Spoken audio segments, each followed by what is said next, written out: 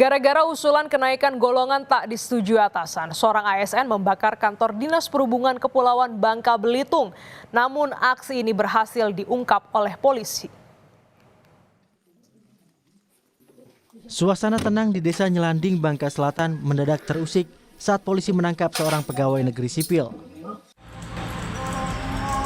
Ia diduga menjadi sosok di balik kebakaran kantor Dinas Perhubungan Provinsi Kepulauan Bangka Belitung yang turut menghanguskan ruangan penting milik kepala dinas. Polisi bilang api yang melahap ruangan itu diduga bermula dari kekecewaan di dalam hati pelaku. Usulan kenaikan golongan yang belum disetujui menjadi pemicu kemarahan yang tak terbendung. Bahkan sebelum kejadian, pelaku diduga sempat melontarkan ancaman melalui media sosial.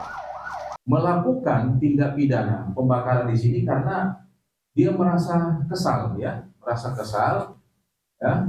dan kecewa atas pengajuan kenaikan golongan yang tadinya dia ngajukan itu dari golongan 3B ke 3C, tetapi tidak ditandatangani oleh Kepala Dinas Perhubungan.